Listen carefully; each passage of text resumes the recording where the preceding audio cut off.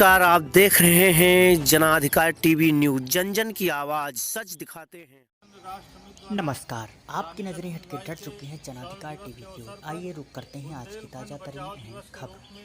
कार्यक्रम आयोजित किया गया है। बुंदेलखंड इसमें राष्ट्र हम समिति सभी द्वारा रानी लक्ष्मीबाई के वृक्षों शौर्य को दिवस को राम बक्सवाहा रक्षा जंगल सूत्र बचाओ दिवस बांधकर के रूप में वृक्षों मनाया। को बचाने के बुंदेलियों ने लिए वृक्षों की पूजा कर संकल्प उसमें लिया राम है। रक्षा यह सूत्र बांधकर कार्यक्रम जंगलों को बचाने का बुंदेलखंड लिया के संकल्प। सभी जिलों जंगल नदियां पहाड़ चित्रकूट, बचाने हेतु साइकिल बांदा, यात्रा निवाड़ी, 21 जून से कामतानाथ झांसी, चित्रकूट से मुरैना, प्रारंभ होकर दिल्ली जालौन, के लोकतंत्र के मंदिर, टीकमगढ़ आदि संसद सभी भवन जिलों एवं में यह न्याय के कार्यक्रम मंदिर, किया जा सर्वोच्च रहा न्यायालय की है। यह करेंगे कार्यक्रम परिक्रमा। अनवरत चलता प्रवीण रहेगा पांडे। और हम लोग 21 जून को फतेहपुर। बुंदेलखंड राष्ट्र समिति ने बुंदेलखंड के सभी जिलों में बुंदेली वीरांगना महारानी लक्ष्मीबाई के शौर्य दिवस 18 जून को हम बुंदेलों ने बुंदेलखंड बचाओ दिवस के रूप में मनाया। फतेहपुर में खाका नगर के रेवले पार्क में बुंदेलियों ने वृक्षों की पूजा कर राम रक्षा सूत्र बांधकर जंगल बचाने का संकल्प लिया। समिति के केंद्रीय अध्यक्ष प्रवीण पांडे ने बताया कि अंग्रेजों से अपनी सियासत झांसी को बचाने के लिए लड़ी थी और हम बुंदेलखंड के जंगल, पहाड़, नदियों को बचाने के लिए संस्कारों से लड़ रहे हैं, सरकारों से लड़ रहे हैं। हमारा बुंदेलखंड हमारी असली रियासत है जिसको अपनी स्वार्थ पूर्ति के लिए सरकारें पूरी तरह मिटाने पर आमदा हैं। हमारे पहाड़ और नदियां पहले ही उसके निशाने पर आ चुके हैं, अब हमारे बचे कुचे जंगलों की बारी है।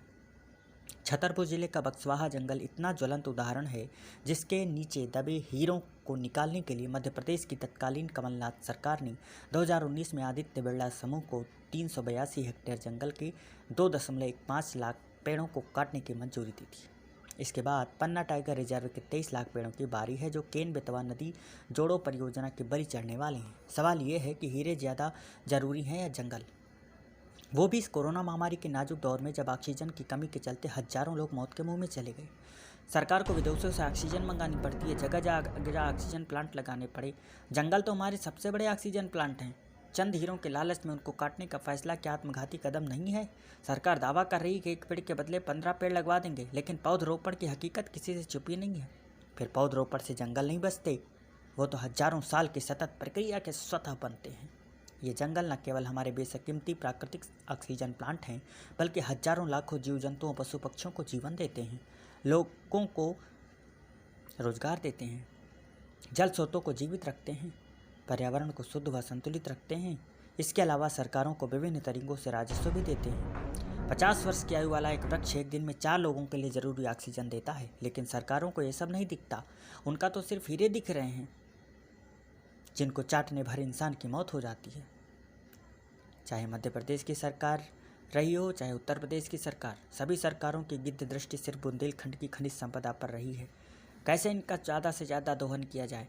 पन्ना जिले का उदाहरण सबके सामने है। जब से हमने होश संभाला, पन्ना की सिर्फ हीरों के लिए जाना, लेकिन वहाँ की हीरा खादानों से किसी को लाभ हुआ? बाहर के बड़े बड़े लोगों का। दुनिया भर को सबसे ज़्यादा हीरा देने वाला पन्ना आज भी मध्य प्रदेश के सबसे पिछड़े जिलों में शामिल है। वहाँ के लोग दिल्ली, मुंबई जैसे महानगरों में मजबूत दूरी कर कीड़े मकोड़े जैसी ज़िंदगी जी रहे हैं। पंजाब में 5 नदियाँ हैं, बुंदेलखंड में 7 बड़ी नदियाँ हैं, फिर भी यहाँ के किसान आज भी पानी के लिए तरस रहे हैं। अगर नदियों का बेहतर जल प्रबंधन किया गया होता तो आज बुंदेलखंड खाद्यान्न उत्पादन में पंजाब से आगे होता। केन व बेतवा नदी को जोड़ने की जो परियोजना बनाई गई जा रही है, उससे फ़ायदा कम, नुकसान ज़्यादा होना है। कुल मिलाकर हमारी नदियाँ सरकारों के लिए दुधारू गाय बन गई हैं, सिर्फ बालू खनन का अड्डा बनकर रह गई हैं। इसी तरह हमारे खूबसूरत पहाड़ों को खत्म कर पूरे बुंदेलखंड को बंजर और रेगिस्तान बनाया जा रहा है। गिट्टी बालू भी हमारे हीरे जवाहरात हैं जो बाहर के लोग लूटे जा रहे हैं और बुंदेलखंड के लोग काम की तलाश में महानगरों में भटक रहे हैं। देश में सर्वाधिक 39% पलायन बुंदेलखंड में है।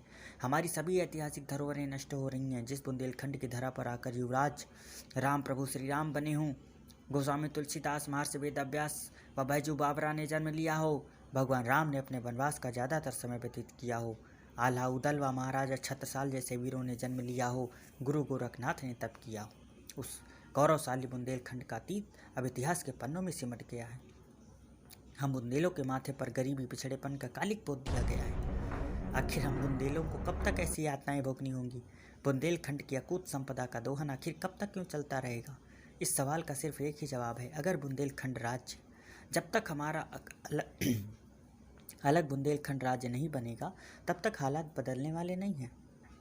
आज रानी महालक्ष्मीबाई शौर्य दिवस बुंदेलखंड बचाओ कार्यक्रम के मुख्य रूप से प्रवीण पांडे, ज्ञानेंद्र सिंह, संतोष कैसरवानी, धर्मेंद्र सिंह, देवव्रत त्रिपाठी, शक्ति सामंत, अथर्व सिंह, प्रखर गुप्ता, आकर्ष साहू, आदित्य सोनी, विपिन सिंह, विवेक सिंह, मयंक सिंह, अमन कुमार, पवन निषाद, शिवचंद्र शुक्ला, अनुपम शुक्ला आदि रहे।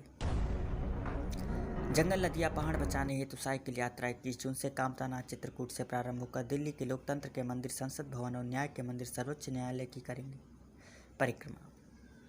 इस यात्रा में बुंदेलखंड के लिए सभी जिलों से बुंदेली 20 जून चित्रकूट कामतानाथ में एकत्र होंगे। कामतानाथ स्वामी के परिक्रमा से यात्रा का आगाज होगा। यात्रा में महोबा से बुंदेलखंड राष्ट्रीय समिति के राष्ट्रीय संयोजक तारा पाटकर, हरिओम निषाद बुंदेलखंड बचाओ अभियान के संयोजक, निवाड़ी से इंदो सत्यनाथ योगी, छतरपुर से बजरंग सेना के साथी, बांदा से BRS प्रमुख डालचंद्र, फतेहपुर से केंद्रीय अध्यक्ष प्रवीण पांडे, देवव्रत त्रिपाठी, आदित्य पांडे, हरिओम मिश्रा, विपिन कुमार, सुखेंद्र कुमार, दीपक कुमार, जय कुमार, सुरेंद्र पाल, अनिल त्रिपाठी, अंशु परमार, धीरेन्द्र सिंह शामिल होंगे। जिला संवाददाता मोहित कुमार की खास रिपोर्ट।